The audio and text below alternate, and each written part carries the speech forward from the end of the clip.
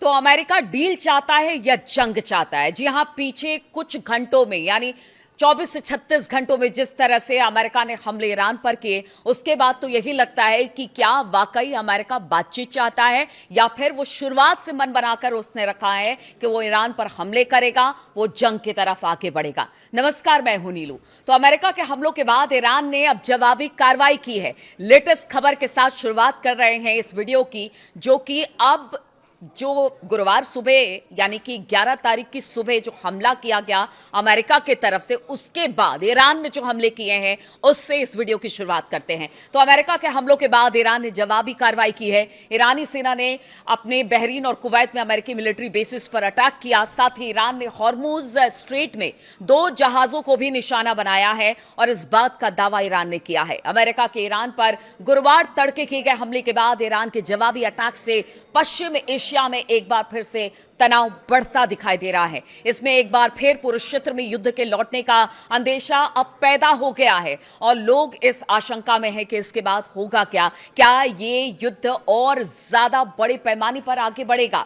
Islamic revolutionary guard corps यानी IRGC की ओर से कहा गया कि उसने गुरुवार तड़के बहरीन के शेख ईसा एयरबेस और कुवैत के अली अल सलेम और अहमद अल जाबेर एयरबेस पर ड्रोन से हमले किए। साथ ही हॉर्मुज स्ट्रेट से गैर कानूनी रूप से गुजरने की कोशिश करने वाले 2 तेल टैंकरों पर भी हमला किया है। वो आगे आपको बताएंगे कि हॉर्मुज स्ट्रेट अब पूरी तरह से ईरान ने बंद कर दिया है और उसने क्या कहा है वहां से गुजरने वाले जहाज और देशों को, वो भी आपको बताएंगे। लेकिन अगर आज सुबह सुबह की बात की जाए तो अमेरिका ने ईरान पर पहले हमला किया और ये करीब करीब भारतीय समय अनुसार 11 तारीख की तड़के 3-4 बजे के आसपास यह हमला शुरू हुआ अमेरिका की तरफ से। बताया जा रहा है कि एक द्वीप, अमेरिकी सेंट्रल कमांड ने कहा कि ईरान के कई ठिकानों पर हमले किए जा रहे हैं। इस बात को बिल्कुल एकदम खुले तौर से उसने कहा है और कमांड ने कहा कि ये हमले ईरान की बिना वजह और लगातार आक्रामकता का जवाब देना, मतलब सेंट्रल जो कमांड फोर्स है उसने बताया है। अमेरिकी सेना ने हमले का नया दौर डोनाल्ड ट्रंप की उस चेतावनी के बाद शुरू किया जिसमें उन्होंने कहा था कि रुकी हुई बातचीत के लिए तेहरान को कीमत चुकानी पड़ेगी। यानी पहले डोनाल्ड ट्रंप ने कहा था कि देखिए, बातचीत को लंबा खींचा जा रहा है ईरान की तरफ से। अगर ये बातचीत इसी तरह से लंबी खींची जाती है और ईरान किसी मुद्दे पर नहीं पहुंचता है तो फिर इसका खामियाजा ईरान को उठाना पड़ेगा। और डोनाल्ड ट्रंप की इसी धमकी के बाद जबरदस्त तरीके से अमेरिका की तरफ से ईरान पर हमले किए गए। दोनों ओर से बढ़ते हमलों से युद्ध खत्म होने की कोशिशों के पटरी से उतरने का खतरा पैदा हो गया है और पूरे मिडिल ईस्ट में इस वक्त तनाव की स्थिति है। अलग अलग देशों में जहां पर अमेरिकी बेसिस है वहां पर अब देखा जा रहा है कि किस तरह से हमले ईरान कर रहा है। लेकिन अगर सेंट्रल कमांड यानी अमेरिकी सेंट्रल कमांड की बात की जाए तो उसने सोशल मीडिया पर एक पोस्ट में कहा कि कमांड इन चीफ के निर्देश पर यूएस सेंट्रल कमांड की फोर्स ने आज शाम ईरान के कई ठिकानों पर अतिरिक्त आत्मरक्षा हमले शुरू किए हैं और यह हमले ईरान के बिना वजह और लगातार जारी आक्रामकता के जवाब में दिए जा रहे हैं। यानी अमेरिका का कहना है कि पहले उसने मारा, उसके बाद हमने उसका जवाब दिया है। लेकिन आप समझिए, एक हेलीकॉप्टर के गिरने के बाद जिसकी तस्दीक डोनाल्ड ट्रंप ने पहले यह कही थी कि हो सकता है कि किसी तरह से कोई खराबी आ गई हो, दोनों जो उसमें पायलट थे उनको बचा लिया गया, फिर अचानक ऐसा क्या हुआ कि उन्होंने हमला कर दिया ईरान पर। अब कह रहे हैं कि ईरान ने हमला किया और उसी का जवाब दिया जा रहा है। अमेरिकी हमलों के यह सिलसिला बहरीन, कुवैत और जॉर्डन में अमेरिकी सैनिक ठिकानों पर ईरानी हमलों के कुछ घंटे बाद शुरू हुआ। हमने देखा कि कल किस तरह से करीब 21-22 ठिकानों पर अमेरिका का हमला किया गया ईरान की तरफ से और इस हफ्ते ये तीसरी बार है जब एक दूसरे पर हमले ने 2 महीने के सीजफायर को की परीक्षा ली है। यानी ऐसा लगा कि अब खत्म कि तब खत्म, बातचीत खत्म, युद्ध शुरू। ये तीसरी बार है जबकि इतना बड़ा हमला एक दूसरे की तरफ अमेरिका और ईरान कर रहा है। अगर हॉर्मुज स्ट्रेट की बात की जाए तो इसके पास अमेरिकी सेना के एक हेलीकॉप्टर गिरने के बाद ये सब कुछ शुरू हुआ। जैसा मैं आपको बता रही थी कि ईरान ने जो बताया गया कि अमेरिका की तरफ से कि उनका एक शाही ड्रोन आया और हमारे अपाचे हेलीकॉप्टर को वो गिराकर चला गया, जिसका जवाब अब दिया जा रहा है। और इसी से ये कहते हैं ना कि चिंगारी का काम इस हेलीकॉप्टर ने किया और उसके बाद हालात अब हाथ से निकलते दिखाई दे रहे हैं। ईरान की रिवोल्यूशनरी गार्ड यानी कि आईआरजीसी ने बुधवार को कहा था कि उनकी ओर से जॉर्डन में एक अमेरिकी सैन्य अड्डे सहित खाड़ी देशों के 22 ठिकानों पर मिसाइल और ड्रोन हमले किए गए। जिस तरह का दावा था वो तस्वीरें भी आई। ईरान ने इन हमलों को हॉर्मुज स्ट्रेट के आसपास अमेरिकी सैन्य हमलों के जवाब में कार्रवाई बताया। मतलब आप सोचिए कि अगर इस पूरे मामले को देखा जाए, जब तीसरी बार है कि सीजफायर बिल्कुल खतरे में आ गया है, तो एक अपाचे गिरता है अमेरिका का, अमेरिका ईरान पर हमले करता है, फिर उसके जवाब में ईरान अमेरिका के 22 ठिकानों पर हमला करता है। आज सुबह फिर बताया जाता है कि अमेरिका ने ईरान के कई शहरों पर हमला किया और उसके बाद कुछ देर के बाद ही ईरान ने भी बताया कि हमने भी कुछ कार्रवाई की है, हमने भी हमले किए हैं ईरानी एयरबेसेस पर और कुछ जो हॉर्मुज से गुजरने वाले जहाज थे उनको भी टारगेट किया। यानी पिछले 36 घंटे में ये 3-4 इंसिडेंट एक के बाद एक आया है, जिसके बाद स्थिति बहुत बदतर हो गई है। ईरान के खाड़ी देशों में अगर बात की जाए तो अमेरिकी हितों पर हमलों के बाद डोनाल्ड ट्रंप ने कड़ा रुख अपनाने का संकेत देते हुए तेहरान को धमकी दी थी, लेकिन कहां ईरान इस धमकी को मानने वाला है। उन्होंने अमेरिकी मीडिया से बात करते हुए कहा कि अगर तेहरान जल्द किसी समझौते पर नहीं पहुंचता है तो अमेरिका उसके महत्वपूर्ण बुनियादी ढांचों को निशाना बना सकता है। अब देखिए कि पहले भी ये बात कह चुके थे कि उनके बिजली प्लांट को निशाना बनाया जाएगा, उनके गैस सप्लाई पाइपलाइन को निशाना बनाया जाएगा, बहुत सारी बातें थी और एक बार फिर से उस बात को दोहराया कल ट्रंप ने। डोनाल्ड ट्रंप ने कहा कि ईरान ने समझौते के लिए बातचीत में बहुत अधिक समय गंवा दिया है, अब उसे इसकी कीमत चुकानी होगी। तो ये ट्रंप की 37वीं 38वीं पता नहीं कितनी धमकी है जो ईरान को मिल चुकी है, लेकिन ईरान है कि अपने हितों को लेकर, और उसका कहना है कि जिसमें ईरान का हित है उसको लेकर किसी तरह की कोई कॉम्प्रोमाइज नहीं की जाएगी, और इस वजह से ट्रंप बार बार इस तरह की धमकी दे रहे हैं।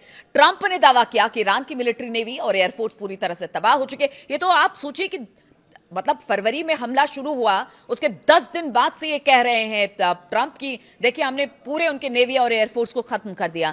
फिर आखिर कहां से इतनी ताकत ईरान जुटा रहा है कि आपके एयरबेसेस को निशाना बना रहा है? इस बात का भी जवाब ट्रंप को देना होगा कि आखिर क्या वजह है कि इस तरह से पूरी दुनिया को आपने युद्ध में झोंक रखा है और समय समय पर जब भी इस तरह से युद्ध की स्थिति बनती है तो उसके बाद पूरी दुनिया हिल जाती है। ईरान को ट्रंप की धमकी के कुछ घंटे बाद ही अमेरिकी सेना ने हवाई हमले शुरू कर दिए।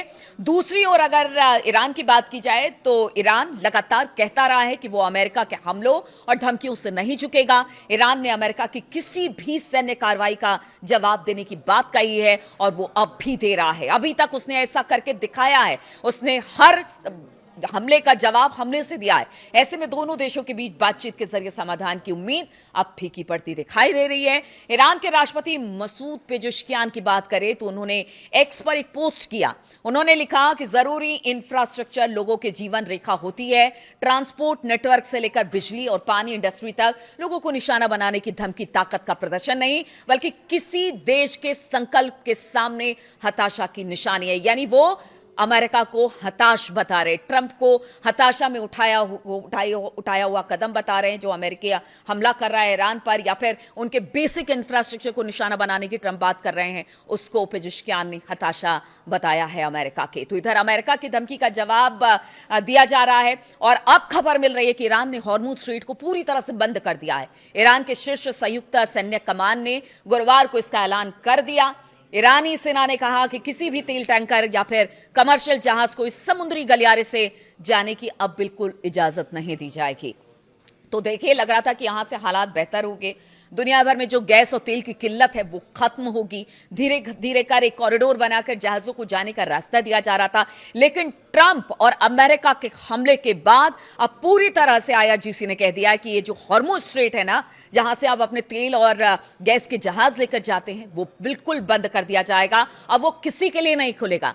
कमान की ओर से जारी बयान में कहा गया कि जो जहाज हॉर्मुज से गुजरने की कोशिश करेगा उसको निशाना बनाते हुए गोली चलाई जाएगी, और ऐसे में यहां से गुजरने वाले जहाजों की सुरक्षा की जिम्मेदारी खुद उन देशों की होगी जिनके जहाज यहां से निकलेंगे। अमेरिका के हमलों के बाद ईरान ने हॉर्मुज स्ट्रेट को बंद करने की अब पूरी तरह से घोषणा कर दी है, जिससे अब पश्चिम एशिया में युद्ध फिर से फैलने के संकेत अब साफ तौर से दिखाई दे रहे हैं, और साथ ही साथ तेल और गैस की कीमतों में उछाल आने का खतरा पैदा हो गया है। हॉर्मुज बंद होने से दुनिया के बड़े हिस्से में खाड़ी देशों से तेल और गैस की आपूर्ति जो होती है वो पूरी तरह से रुक जाएगी। भारत भी इसमें सीधे तौर पर प्रभावित होता दिखाई देगा। ऐसे में भारत में तेल गैस संकट अब आने वाले दिनों में हो सकता है कि अगर यहां से स्थिति नहीं सुधरी तो फिर और बढ़ सकता है। अमेरिकी सेना ने बुधवार रात को ईरान के खिलाफ नए सिरे से हमले शुरू किए। ईरानी मीडिया ने बताया कि देश के दक्षिण में हॉर्मुज स्ट्रेट के पास धमाके हुए। दक्षिण बंदरगाह शहर बंदर अब्बास, केशम द्वीप, मिनाब, सिरिक शहरों में धमाकों की आवाज सुनी गई और इसके बाद ईरान ने हॉर्मुज बंद करने और हमले का जवाब देने की बात कही है और वो हमले इस वक्त हो रहे हैं। ईरान की ओर से इससे पहले खाड़ी देशों में अमेरिकी ठिकानों पर हमले किए गए थे। ईरान के विदेश मंत्रालय ने कहा कि खाड़ी में उसके पड़ोसी देशों की अमेरिका और इजरायली हमलों को रोकने की कानूनी और नैतिक जिम्मेदारी है। आप चाहिए तो रोकिए, यानी जितने अरब देश हैं उनसे ईरान कह रहा है कि आपकी जिम्मेदारी है। अगर यहां हालात बिगड़ते हैं तो उसमें साफ तौर से आप जिम्मेदार होंगे, क्योंकि अमेरिका के एयर बेसिस आप ही के देश में है।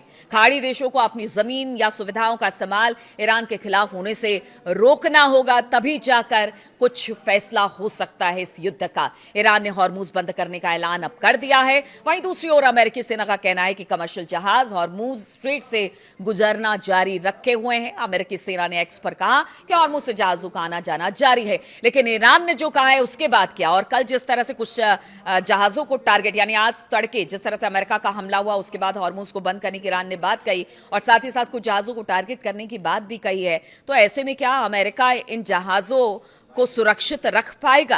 क्या उनकी बात पर भरोसा करके बाकी देश अपने जहाज यहां से गुजार पाएंगे? लगता तो ऐसा कुछ नहीं है, भले अमेरिका दावा कितना भी कर ले, लेकिन स्थिति इस वक्त विकट है, विकराल है। इसलिए बार बार कहा जा रहा है कि क्या वाकई ट्रंप बातचीत चाहते हैं या जंग ही एकमात्र विकल्प अमेरिका के सामने है। वो सिर्फ समय को आगे बढ़ा रहे हैं।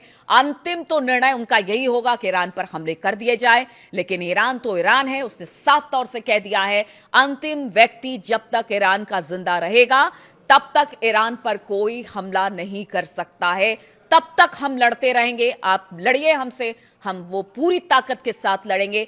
हमारे साथ हमारी पूरी आवाम है, हमारे सारे लोग हैं। इसलिए अमेरिका को समझना होगा कि युद्ध रोकना है तो अपने तेवर को ढीले करे, बातचीत का रास्ता अख्तियार करे। ईरान लगातार कहता रहा है कि वो बातचीत के मंच पर बैठने को तैयार है, लेकिन बातचीत को बातचीत की तरह रखे। एक तरफ बातचीत और दूसरा तरफ हमला करके आप ईरान को खत्म नहीं कर सकते हैं। तो स्थिति इस वक्त पूरे मध्य पूर्व एशिया की बात की जाए, इन मिडिल ईस्ट की बात की जाए तो इस वक्त तनावपूर्ण बना हुआ है। अब देखना होगा कि हमले के जवाब में हमला शुरू हो चुका है, तो क्या अब ये धीरे धीरे युद्ध जो है वो आगे बढ़ता हुआ दिखाई देगा और यहां से स्थिति अगर बिगड़ती है तो पूरी दुनिया में इसका असर देखने को मिलेगा। बहुत बहुत शुक्रिया मेरे साथ इस वीडियो में शामिल होने के लिए। तब आप अपडेट्स लेकर मैं आपके सामने आती रहूंगी।